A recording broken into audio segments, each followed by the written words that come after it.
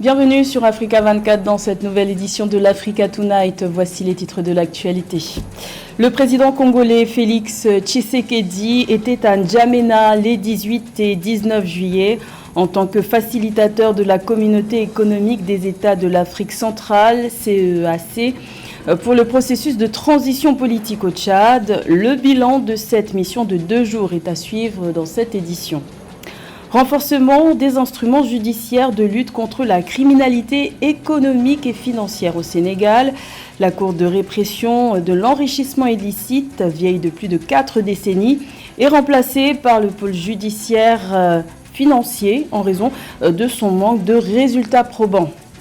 Et les 9e Jeux de la francophonie s'ouvrent dans moins d'une semaine à Kinshasa. Les autorités congolaises peaufinent les derniers détails en assurant que tout est prêt pour accueillir la quarantaine de délégations qui prendront part à cette compétition internationale historique pour le pays. La situation politique au Tchad fait l'objet d'une médiation. Le président congolais Félix Tshisekedi, nommé facilitateur par ses pairs de la communauté économique des États de l'Afrique centrale, CEAC, était en mission à N'Djamena les 18 et 19 juillet. Les questions relatives à la transition du pays ont été abordées avec les autorités tchadiennes et les parties intéressées de la crise. Plus de détails avec Marie-Raphaël Antolo. Le président de la République démocratique du Congo, Félix Tshisekedi, s'est rendu au Tchad du 18 au 19 juillet dans le cadre de sa mission de médiation pour la transition au Tchad. Le président congolais a à cet effet discuté avec les autorités tchadiennes et les parties intéressées de la crise politique ainsi que des questions relatives à la transition du pays. Cette visite diplomatique de 2 jours intervient après l'annonce par le pouvoir militaire tchadien de la tenue d'un référendum constitutionnel le 17 décembre 2023. Au nom de l'amour que j'ai pour l'Afrique et du souhait que j'aimais tout le temps de vouloir voir cette Afrique, notre terre à tous, en paix et stable, j'ai accepté cette mission avec honneur. Je n'ai trouvé aucun Tchadien qui eût été hostile à une avancée quelconque. C'est ce qu'il faudra retenir. Tous ceux que j'ai rencontrés ont œuvré dans le même sens, celui de la reconstruction, de la réconciliation et du progrès du Tchad, de l'unité du Tchad. C'est rassurant et même encourageant. Lundi 17 juillet, le gouvernement tchadien a déclaré que les campagnes pour le référendum commenceront le 25 novembre et que le vote des Tchadiens vivant à l'étranger et des membres de forces de défense et de sécurité aura lieu le 16 décembre. Le 26 juin, le Parlement provisoire a approuvé un projet de constitution proposé par le gouvernement sans amendement, préparant ainsi le terrain pour le référendum. Le gouvernement dirigé par le général Mahamat Déby, mis en place en avril 2021 à la suite de l'assassinat du président Idriss Déby, devra prendre fin en 2024. Il est question pour le facilitateur de la CEAC de s'assurer d'une transition pacifique. Je peux dire aujourd'hui que je repars plein d'espoir d'une solution pacifique, heureuse pour ce peuple. Notons que cette rencontre du président Tshisekedi, facilitateur de la CEAC depuis avril 2022, a permis de rencontrer les dirigeants de partis politiques, des membres de la société civile, ainsi que des représentants de la communauté internationale. Selon les services de communication de la présidence congolaise, le facilitateur de la CEAC appelle à une plus grande inclusivité du processus de transition en prêtant une oreille attentive aux revendications des partis politiques, des mouvements politico-militaires, des organisations de la société civile et des confessions religieuses. Également dans l'actualité au Libéria, les élections législatives d'octobre prochain attirent peu de candidates. Selon la liste préliminaire publiée ce 20 juillet par la commission électorale, seules quelques 159 femmes candidates vont se présenter aux élections sur les 1030 candidats recensés. Pour les militantes féminines, il s'agit d'un recul puisqu'en mai dernier, 25 des 46 partis politiques enregistrés avaient signé un protocole d'accord stipulant stipulant qu'au moins 30% des candidats seraient des femmes. Cette résolution avait d'ailleurs manqué d'être votée par le président Georges Weah l'année dernière. Actuellement, sur les 103 parlementaires, 11 sont des femmes, soit une proportion de 10,7%. Rappelons que les élections législatives et présidentielles sont prévues le 10 octobre 2023 au Libéria. Fracture au sein de l'Organisation pour la mise en valeur du fleuve Sénégal OMVS, organisation intergouvernementale de développement créée en 1972 par le Mali, la Mauritanie et le Sénégal en vue de gérer le bassin versant du fleuve Sénégal. La Guinée, qui est devenue le 4e membre en 2006, a décidé de geler ses activités au sein de l'organisation en raison d'un certain nombre de reproches, comme nous l'explique Marie-Raphaël Antolo. Le 18 juillet, la Guinée a suspendu sa participation à l'Organisation pour la mise en valeur du fleuve Sénégal qu'elle partage avec le Mali, la Mauritanie et le Sénégal. Cette information a été rendue publique via un communiqué du secrétaire général de la présidence de la République de Guinée. Selon le général de brigade Amara Kamara, cette décision est prise alors qu'il est constaté que les préoccupations et les intérêts stratégiques de la Guinée ne sont pas pris comme priorité par la dite organisation depuis sa création. Quand vous prenez l'organisation l'OMVS, vous avez dans la gestion, parce que l'OMVS a 4 sociétés. Nous avons la société de gestion de l'énergie de Manantali, la société de gestion d'exploitation du barrage du Diamant, la société de gestion d'exploitation de la navigation et la société de gestion des ouvrages du Haut-Bassin. Toutes ces 4 sociétés, normalement, il y a des secrétaires généraux. Et imaginez-vous, au sein de ces 4 sociétés, il n'y a aucun Guinéen qui gère 4 sociétés. Ça, c'est une première remarque. La deuxième remarque, c'est que dans ces sociétés, normalement, la Guinée avait demandé sa participation dans ces 2 sociétés. Et depuis la requête de la Guinée à nos jours, la Guinée n'a pas pu prendre participation dans ces 4 sociétés de gestion. Selon les autorités guinéennes, l'Organisation pour la mise en valeur du fleuve Sénégal a accusé un retard dans le financement du barrage hydroélectrique de Koukountamba, situé dans la préfecture de Tougoué, dans le nord du pays. Les autorités guinéennes trouvent aussi que leur pays est sous-représenté au sein des instances de l'OMVS. L'organisation, quant à elle, dit être à pied d'œuvre depuis 2019 pour la réalisation de ce barrage hydroélectrique dont la puissance est de 294 MW. L'organisation multilatérale dit d'ailleurs avoir entamé en 2019 la signature d'un contrat commercial avec l'entreprise chinoise Sinohydro en vue de la réalisation des études d'impact environnemental et social et du plan d'action et réinstallation. Le barrage de Koukountamba a une puissance de 294 MW, comme je venais de le dire. C'est le plus grand barrage normalement qui devrait être construit sur le fleuve Sénégal. Le montant total estimé, parce qu'il y a eu déjà un contrat commercial qui a été signé à Conakry le 26 février 2019 avec l'entreprise chinoise Sinohydro pour un montant de 812 millions de dollars.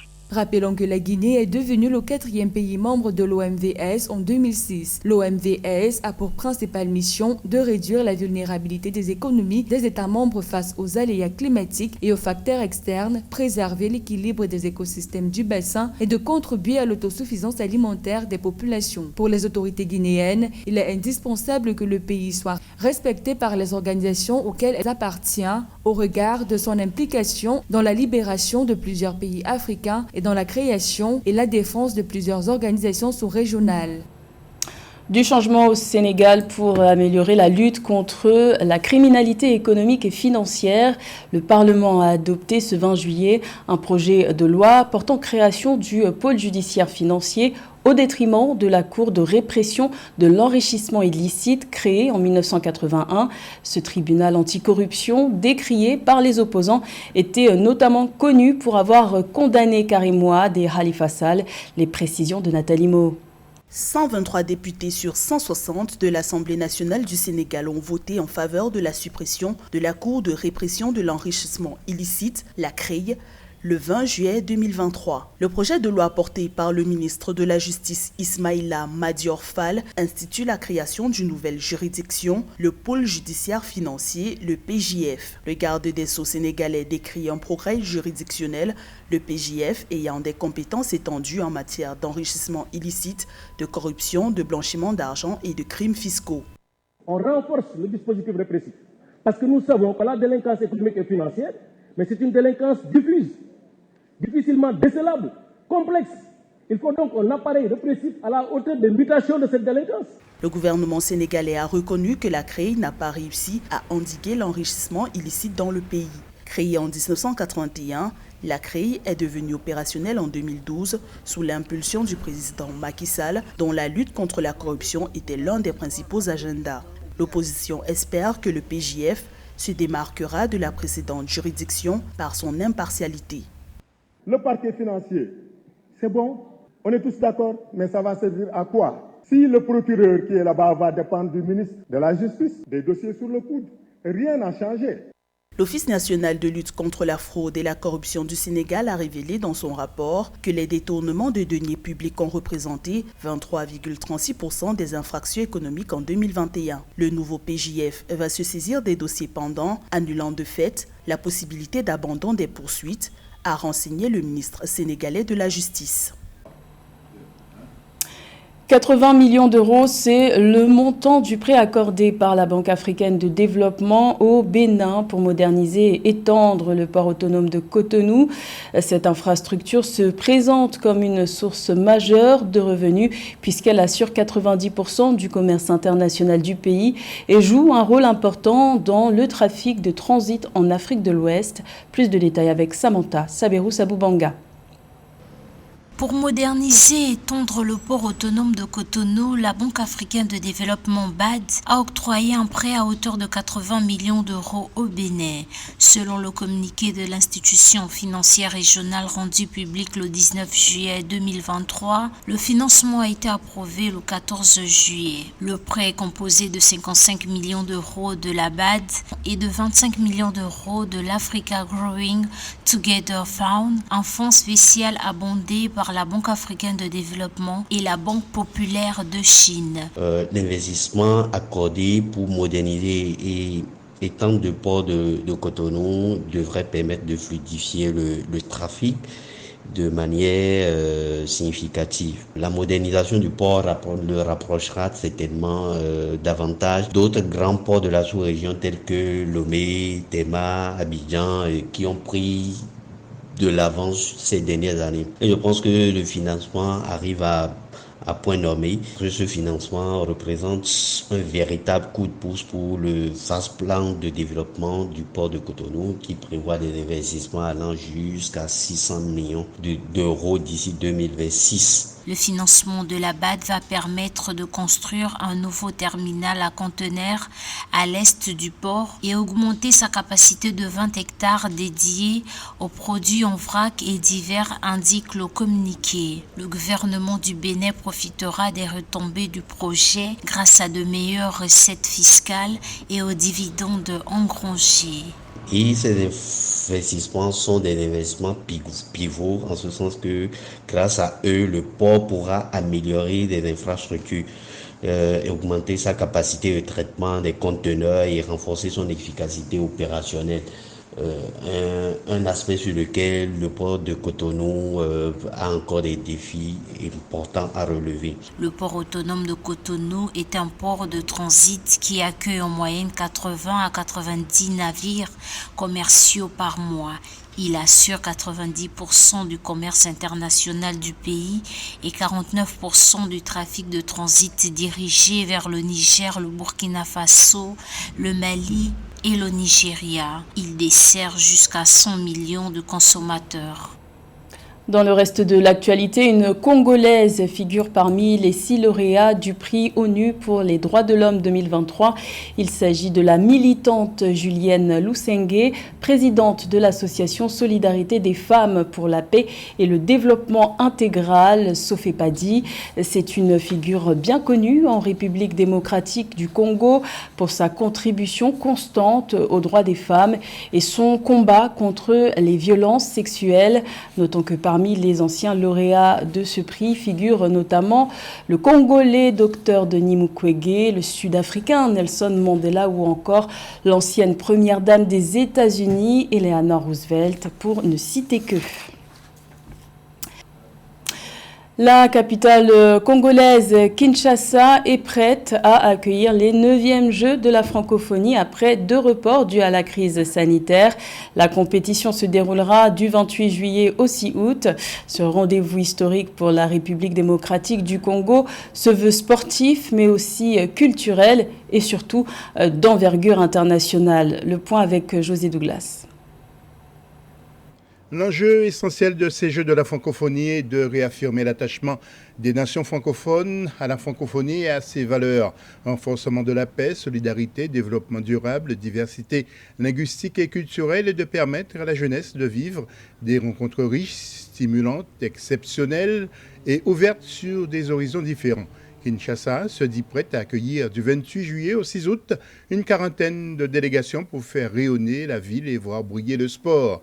Des Jeux qui ont lieu chaque 4 ans et attirent plus de 3000 athlètes heureux de se retrouver pour une telle fête. On les a toujours réussis, il n'y a pas de raison de ne pas les réussir en RDC. Avec tous les moyens qui sont mis, avec l'engagement du président de la République, avec l'engagement du gouvernement et la mobilisation du haut comité de pilotage, il n'y a pas de raison, on va les réussir. Des moments festifs et accessibles à la population des Jeux de la francophonie sont d'un format unique alliant concours culturels et compétitions sportives de haut niveau.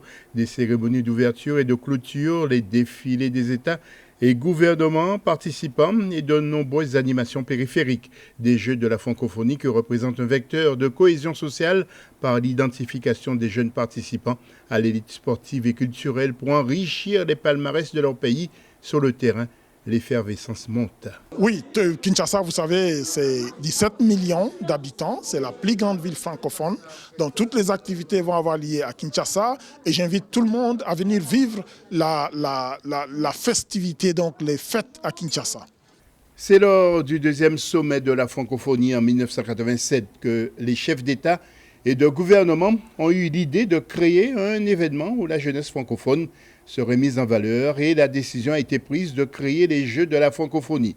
Le Zango sera l'une des attractions de ces Jeux qui seront accueillis sur plusieurs sites, le Stade des Martyrs, le Palais du Peuple, le Stade Tata Raphaël et aussi l'Université de Kinshasa du 28 juillet au 6 août 2023. C'était le journal de la rédaction. Merci de l'avoir suivi. L'information continue sur Africa 24.